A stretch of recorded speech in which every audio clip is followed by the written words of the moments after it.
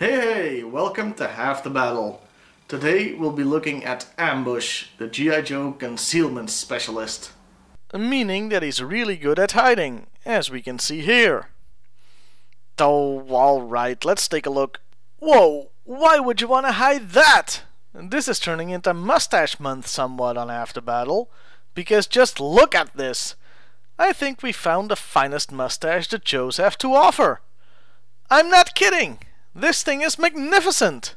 It also brings up an interesting point regarding G.I. Joe and facial hair. In the military, beards and some forms of mustaches aren't allowed.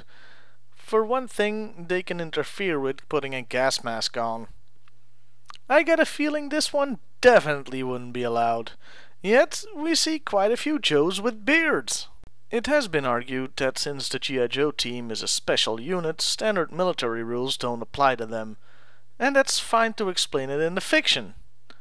In reality, at the time, there was only so much you could do with sculpting the tiny little plastic heads for the figures to make them look different. That's why so many of the Joes have facial hair. It makes them look more unique. Anyway, this figure from 1990 has all unique body parts. Always a plus. And I do like this sculpt. His color scheme is a bit different from the basic olive drab you're used to, and I can dig it. Somewhat notable is that he came with some tent poles and a fabric tent. His second figure? Oh boy. He's still supposed to be the camouflage expert, who wears bright neon orange as part of his outfit. Yeah, that's not really gonna work. Oh, but this guy isn't just a neon camouflage expert, he's a neon dinosaur camouflage expert. That's right, I said dinosaur. You see, back in '93, when this figure came out, dinosaur fever was sweeping the world, all thanks to a movie some of you may have heard of, Jurassic Park. Now, the license to make toys tied to this movie was given to Kenner, not Hasbro. Back when Kenner was still a separate toy company, and actually in competition with Hasbro. Later on, Hasbro bought Kenner, acquiring one or two interesting franchises along with it. But like I said, back in '93, Hasbro couldn't make Jurassic Park toys. That didn't stop them from trying to jump on the very profitable bandwagon though, and so the G.I. Joe Dino Hunter set was born. It featured 3D colored toys as well as a Tyrannosaurus. The story tacked on was that Cobra had dinosaurs on Cobra Island, so the Joe team had to check it out. What an original concept! Searching for dinosaurs on a strange, mysterious island? Kudos to Hasbro for coming up with that one. By the way, the other figure from this set, Lowlight, was hit even harder with the neon color stick. But then again, if we believe the movie this set was in no way inspired by, the Tyrannosaurus vision is based on movement, so I suppose it doesn't matter how garish your outfit is. It would also mean there's no need to bring a dinosaur camouflage expert with you if the only criteria to not be seen is not to move! Well, onto the file card. Or file cards, I should say, since the dinosaur one is a bit different. His original file card can be boiled down to he's good at hiding. Like really good. At the tender age of 10, he participated in a neighborhood hide-and-seek game. For 3 days!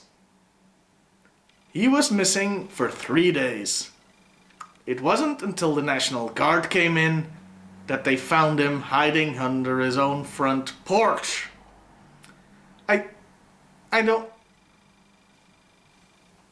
I'm sorry, I'm gonna need a minute here.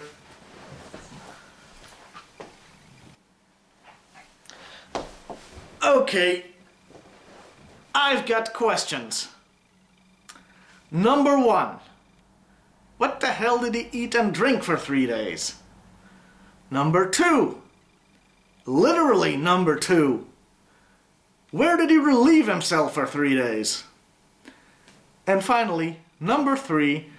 I know he was camouflaged really well, but How the hell don't you find the kid for 3 days when he's hiding just under the front porch of his own house? His Dino Hunter file card repeats the hide-and-seek story, but tries to make him look even more badass by changing it so the National Guard doesn't find him. He comes out on his own after he misses his mother's home cooking. Also, he's a dinosaur expert. He studied them in college. Well, of course he did. Ambush makes bit appearances in the comic, nothing noteworthy. He's involved in the Battle of Benzene arc, but I won't spoil that arc here. We'll eventually get to it in the comic reviews. Once again, cartoon appearances are limited to the Deke series, so can't get into it, didn't watch it, don't have it, don't care.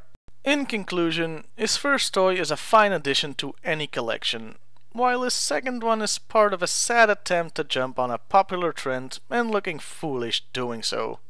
See you next week, everybody!